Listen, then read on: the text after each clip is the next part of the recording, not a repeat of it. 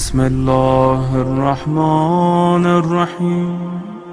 سید فاطمہ رضی اللہ تعالیٰ عنہ جگر گوش رسول ہیں، اور وہ ہستی ہیں جن پر انسان تو انسان اللہ تعالیٰ بھی سلام بھیجتا ہے، جنہوں نے اپنی زندگی خدا کی رضا میں اس طرح گزاری کہ کبھی نئے کپڑے کی تمنا نہ فرمائی اور نیا کپڑا نہ پہنا، اس لیے نہیں کہ میسر نہ تھا، بلکہ اس لیے آپ مقام فخر اعلیٰ مرتبے پر فائز تھی۔ آپ کے پاس بہت سے تحفے، کپڑے اور بہت سے سامان آتے، مگر آپ جب تک اس سارے سامان کو تقسیم نہ فرما دیتی، آپ کو اطمینان حاصل نہ ہوتا۔ یہ آپ کی سخاوت ہے، اور سخاوت میں آپ کی مثال بھی کوئی نہیں، اور اس کی وجہ بھی یہ ہے کہ آپ کی پرورش والی کائنات حضرت محمد مصطفیٰ صلی اللہ علیہ وسلم نے فرمائی، جن کا فرمان یہ ہے کہ میرے چاہنے سے سب کچھ ہو سکتا ہے۔ اگر میں چاہوں تو عہد پہاڑ سونے کا بن کر میرے ساتھ چلے، اگر میں چاہوں تو نظام کائنات تبدیل ہو جائے۔ اللہ تعالیٰ مجھے عطا فرماتا ہے اور میں تقسیم کرتا ہوں۔ حضور صلی اللہ علیہ وسلم کے یہ فرمان مقدس بات پر دلائل کرتے ہیں کہ حضور صلی اللہ علیہ وسلم کا فکر مبارک اختیار تھا۔ حدیث پاک میں ہے کہ میں تمام آدم اولاد کا سردار ہوں، اور قیامت کے دن لوح احمد مجھے عطا کیا جائے گا، لیکن مجھے اس پہ فخر نہیں۔ ایک حدیث میں آپ فرماتے ہیں، مجھے اپنے فقیر پر فخر ہے۔ یہ فخر سیدہ فاطمہ رضی اللہ تعالی عنہ کو جناب رسول صلی اللہ علیہ وسلم نے عطا فرمایا تھا۔ جس ہستی کی یہ پرورش حضور صلی اللہ علیہ وسلم نے فرمائی ہو، اسے دنیا، مال و دولت کا کیا لالچ ہو سکتا ہے؟ آج لوگ کہتے ہیں کہ انہیں باغ فدت سے محبت تھی، وہ باغ فدت حاصل کرنا چاہتی تھی، وہ باغ فدت کا مال اپنے قبضے میں لینا چاہتی تھی۔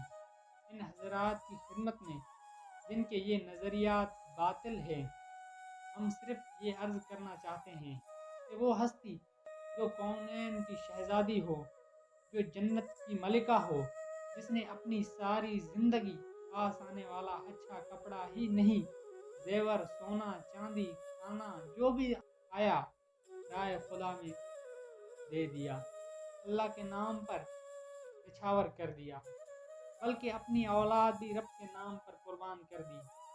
اس ہستی کو ایک باغ کے حصے سے کیا دلچسپی ہو سکتی ہے؟ ساری زندگی میں جناب سیدہ فاطمہ رضی اللہ تعالی عنہ باغ کا مطالبہ نہ کیا، اور والد کے وصال کے بعد ان کا نظریات تبدیل ہو گیا تھا۔ کیا بعد میں وہ جنتی عورتوں کی سردار نہیں رہی؟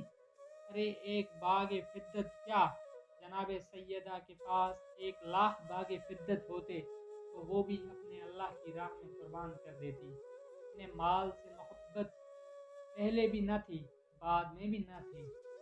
جس مال کو انہوں نے خود گھر سے نکالا ہو اور اس کے عوض میں اللہ تعالیٰ کی رضا حاصل کی ہو اور ایسے بلند مقامات حاصل کیے ہوں، وہ اپنے فرائض سے کس طرح کوتاہی کر سکتی ہے؟ جنتی عورتوں کی سالار آپ ہی ہیں، آپ تھی نہیں بلکہ ہیں، اور یہ جو آپ جنتی عورتوں کی سردار ہیں، یہ بات ظاہر کرتی ہے کہ انہیں باغ سے نہیں بلکہ اللہ کی خوشنودی کی طلب تھی، اور اپنے رب کی رضا چاہتی تھی۔ حضرت علامہ حسین چشتی رحمۃ اللہ علیہ نے البتول شریف میں اس مسئلے کو نہایت ہی آسان طریقے سے حل فرما دیا ہے کہ سیدہ فاطمہ رضی اللہ تعالی عنہ باغ کے غم میں نہیں بلکہ باپ کے غم میں روتی تھی۔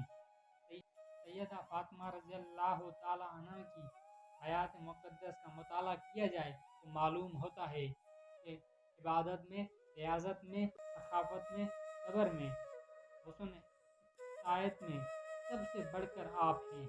آپ نے کبھی نماز نہ فرمائی، آپ نے دن کو روزے رکھے، آپ نے راتوں کو شب بیدار فرمایا، آپ نے ساری رات نفلیں ادا فرمائیں، آپ کے پاس جو کچھ بھی آ گیا راہ خدا میں صدقہ فرما دیا۔ آپ ساری ساری رات رب کے حضور گناہ گار امت کے لیے دعا فرماتے.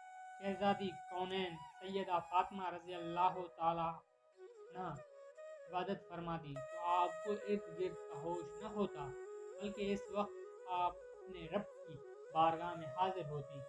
اس عبادت کو جناب سیدہ امام حسن رضی اللہ تعالی عنہ نے بیان فرماتے ہیں.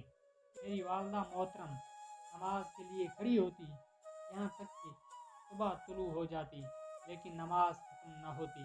حضرت فاطمہ رضی اللہ تعالی عنہ کی زندگی کیا اتنی بڑی سخاوت اور عبادت گزار تھی. دعا ہے کہ اللہ پاک سے ہمیں نیک بننے کی توفیق عطا فرمائے.